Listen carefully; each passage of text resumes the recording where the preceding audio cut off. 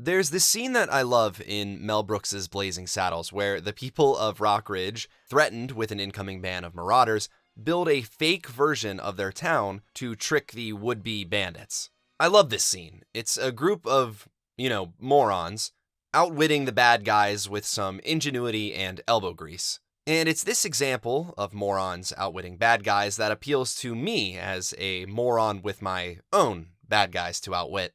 Though clearly for comedic effect, I believe that this scene is an effective metaphor for being efficient with your world building. In this video, I'd like to discuss some lessons that we can take away from this scene to improve our world building skills in Dungeons & Dragons. Lesson 1. Understand that your resources are limited. Do we have the strength to carry on this mighty task in one night? Or are we just jerking off? Amen. You see, effective world building to me is kind of like an amusement park haunted house. Behind the illusion presented in front of you, there really isn't much going on behind the scenes. But to be honest, there doesn't really need to be. There's no need for complexity when simplicity can get you the ultimate result. And even if it were necessary, I don't think it's possible to entirely flesh out every corner of your world. Look, being a DM can be hard and time-consuming. Most of us aren't writing a book here. To imply that world building requires building an actual world, I think misses the fantasy forest for the fantasy trees. An open world is nice, but most of us aren't playing Skyrim. If your party isn't going to Shore Stone, why waste time writing up the Red Belly Mine? Oh, okay, I see your point. Unless you're being paid to DM, time probably won't permit you to work on everything, so build the haunted house.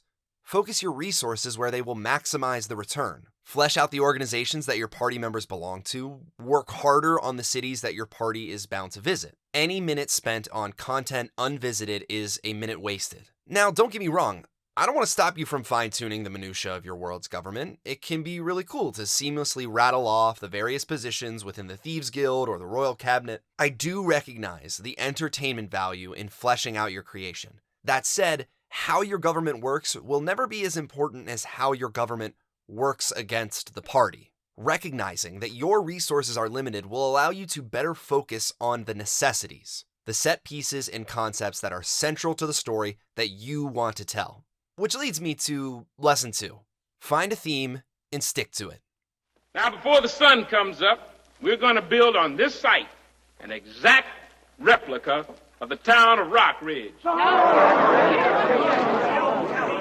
Every building, every storefront, every rock, and every tree, right down to the orange roof on Howard Johnson's outhouse. When I say I like the world building in a piece of art, I think what I really like is the world's theming. Too much of the time I spend world building is spent preemptively answering questions like, why is that faction the way they are? Why is this building here? Or why do the people act this way?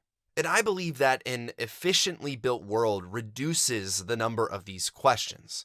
And here it's important to recognize that humans are creatures of habit, of pattern. Our brains excel at recognizing, analyzing, and utilizing trends and patterns. Even in the absence of context, our brains utilize the familiar to fill in narrative blanks.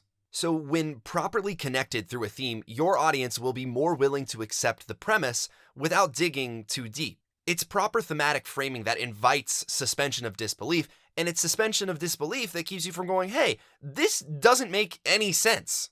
A proper theme does the work for you. I think Brennan Lee Mulligan, who I've talked about before, is a master at this. Say Ocean's 11 meets Toy Story, and our pattern-loving minds use the themes of the two to fill the gaps of the one. Brennan's worlds are easily fleshed out, and not just in thanks to his hard work, but due to the mental shortcuts he employs. Utilization of familiar themes allows Brennan to influence and supplement his world buildings. So pick a theme and utilize it as frequently as possible to lighten your load. The more consistent your theme, the more convincing the facade. Lesson 3. Build with purpose.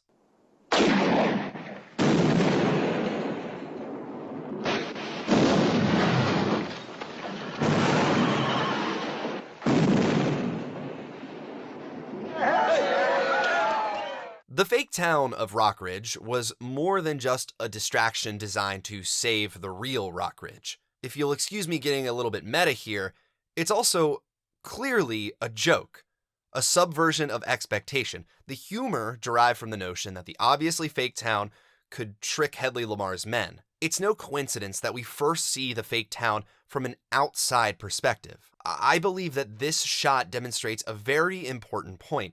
World building is a tool, and here the fake town serves both as a distraction for the townsfolk and as a joke to us, the sort of secondary audience. That is good utility. That is good world building. In exploring D&D videos on world building, I often see utility being overlooked or undervalued, which is unfortunate.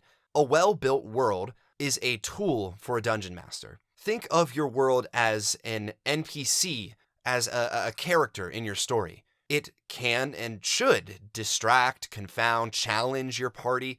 When I design a place or a faction in my world, my question isn't, will I use this in the future? It's, how will I use this in the future? Now, world building for its own sake can be fun, but it often ends up being wasted, or I guess in my case, shoehorned in because it's something that I worked hard on. I found that starting with the assumption that I have to use my creation focuses my energy and allows me to think critically about my dual audiences, the players, and of course their characters. What will my world building do for both of these audiences? What will I use my world for? So there you have it. 3 quasi-lessons in tabletop role-playing extrapolated from a controversial comedy from 1974. I recognize that a lot of my videos are just me attempting to draw water from a rock, but I digress. I hope you enjoyed my perspectives. Let me know what tips and tricks you have for world building, and let me know what topics you'd like to see me explore next. Like and subscribe if you'd want to see more, and I'll see you next time.